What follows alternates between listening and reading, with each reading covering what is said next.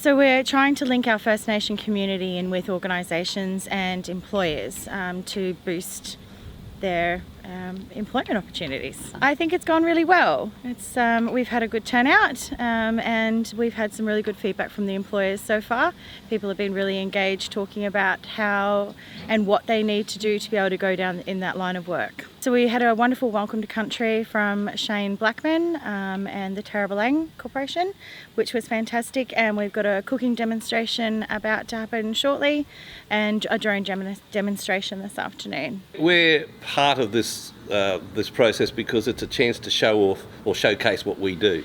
We're a registered training organisation. We're Indigenous owned and operated. We're very proud of that, and the fact that we are now able to offer a lot of different types of training is wonderful, but it's even greater to have such a captive audience out here to see firsthand what we do. It's been great today. There's a stack of kids here, and I actually took the stall holders on a bit of a tour early on, and I think they got as much out of it as anyone. So for our peers and fellow industry cohort out there, then it's a great opportunity to see what we can do and maybe take advantage of it. It was an idea of one of the teachers actually. So they came to me with the idea of having a therapy dog here to help with some of our students who have anxiety, some of our students that are looking for something to have a little bit of a distraction, to build responsibility in the students and to do something just a little bit different. So we went on the lookout and we found Floki. He was our first therapy dog. We actually had him rescued from Fraser Coast. And then this year we brought on Frankie. She's our little girl. She's only quite young, so she's starting the process right from the beginning, and she's more for the junior kids, and Floki, being the bigger boy, is for the senior kids. It actually started with our chickens, and the reason that they started was around our Reef Guardian program, and when the students were going through our waste, they worked out that 50% of our waste is actually food waste. So they wrote a proposal around getting the chickens, and that's where we actually started the animal journey. While the chickens and guinea pigs are great, they don't offer the same level of social and emotional support that the dogs do. And the dogs are in the classrooms and in the playground, and their program looks slightly different to the other animals. They can be there to be read to practice their reading and do all sorts of different things there. When a student is feeling a little bit anxious or overwhelmed, they can take them outside of the classroom and have a break with them.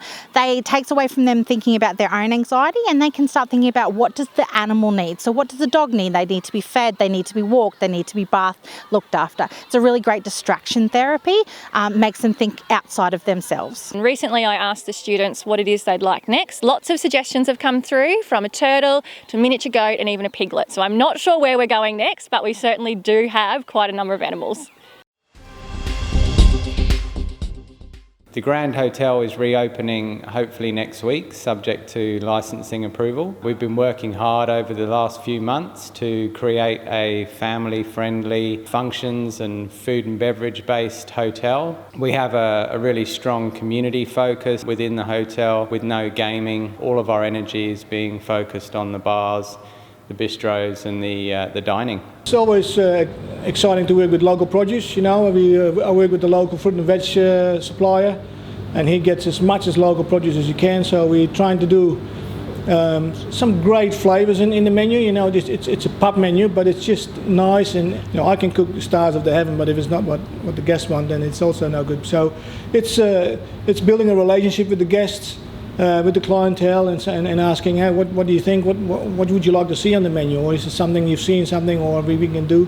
So it's a developing process, I guess. But once you have something that's on the menu that your clientele wants, yeah, then you're in the sweet spot, I guess. We've paid homage by opening up some of the original brickwork and really focusing on those traditional high ceilings and original features throughout the hotel. It's hard to put into words how exciting it is to reach this stage in the renovations, to be within a week of opening.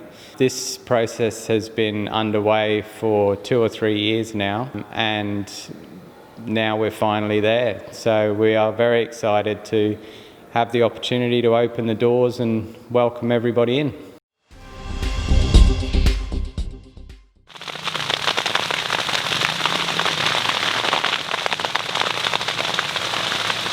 Most farmers are still burning because some of the land soil types don't really allow for for leaving the trash behind. They go sour if you leave the trash there. It just goes rotten. The cane will die underneath it, actually die. So it's fairly imperative for some of those farmers to actually burn. You sort of light up the most dangerous part first. Quite often we've all got big water firefighting units that you can water down what you don't want to get burnt. Water it down first, then you light it up and keep an eye on it and let it burn back until it's burnt back safe, and then you can get going further along the burn. We use a fire lighter. They're just like a drip torch. They use a mix of diesel and petrol. Because the fires are very uncommon, it's quite common to get a pretty fair sort of an audience. The biggest problem we find is people just pull them up and then they'll just jump out of their car, and because they're too busy watching the fire, not watching what's going on around them. Don't get too close because things can go sideways and wind can change, and the people who are controlling the fire have got enough to deal with, let alone having to worry about bystanders. I've been burning since I was about 10, so I used to go to cane fires, and you watch and learn and see what to do, when to do it and what not to do. We're losing a lot of those skills because not too many people burn anymore. And it's not just the skill that you lose, it's the nerve. So we're beautifying the front of the Moncrieff Entertainment Centre before we open fully. So the team have come up with a solution to fix the bin problem out the front of the Moncrieff, and they've created 2 standalone kind of lockable, stackable bin cupboards, if you like. But the guys have created some gardens along the top to beautify them, and we've also put some signage around the bin so that we can better promote the kinds of things that we're doing at the Moncrieff Entertainment Centre.